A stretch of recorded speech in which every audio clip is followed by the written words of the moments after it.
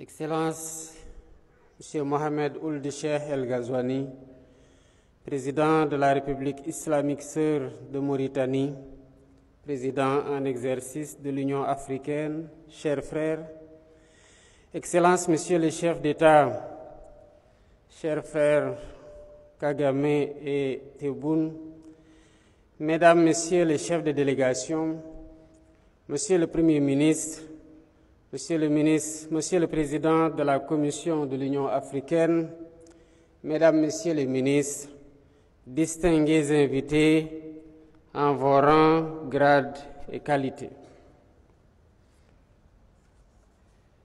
Mesdames, Messieurs, je tiens d'abord à remercier mon frère, le Président Ghazouani, pour son invitation à cette rencontre et les dispositions habituelles qu'il a bien voulu faire prendre pour faciliter notre séjour ici. Nous nous sentons bien chez nous. Son implication, je lui renouvelle mes félicitations pour son leadership et son remarquable travail à la tête de l'Union africaine dans un monde en constante mutation, marqué par des turbulences préoccupantes.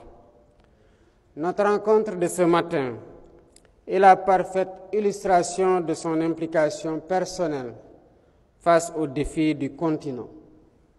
Cette invitation s'inscrit dans le cadre de la mise en œuvre du thème de l'année de l'Union africaine et témoigne également de l'importance que nous accordons tous aux thématiques qui touchent le cœur de notre avenir, à savoir l'éducation, la jeunesse et l'employabilité. Elle traduit notre engagement commun à façonner une Afrique résiliente, dynamique et prospère. Nos jeunes, qui représentent plus de 60% de notre population, ne sont pas seulement l'avenir de notre continent, ils sont notre présent. Leur éducation, leur formation et leur intégration économique doivent être nos priorités absolues.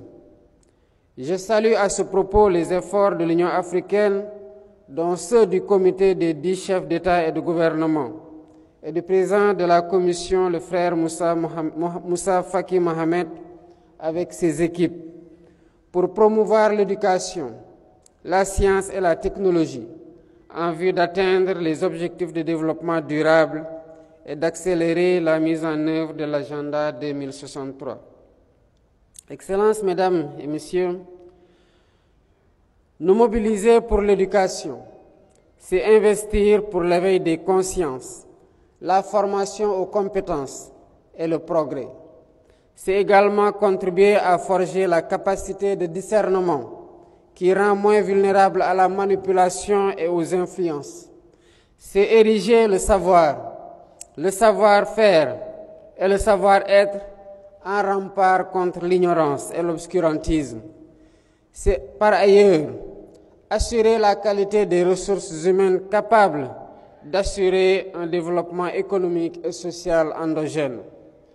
Au Sénégal, nous avons fait le choix d'investir massivement dans une éducation inclusive et de qualité.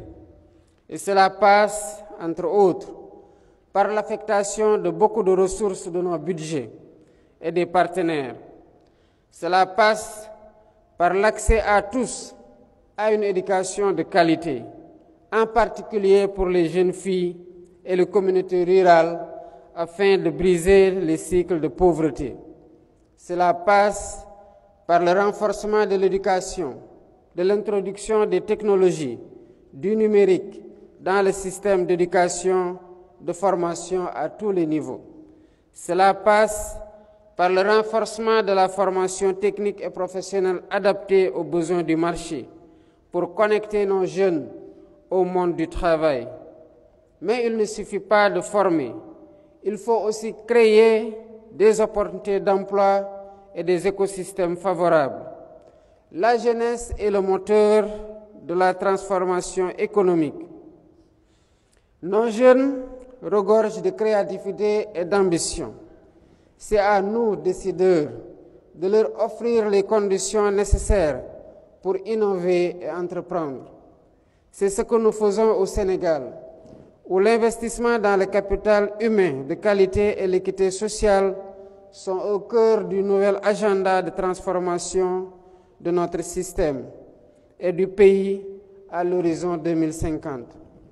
Nos programmes visant à favoriser l'employabilité sont déjà en cours d'exécution et plusieurs autres phases d'initiation.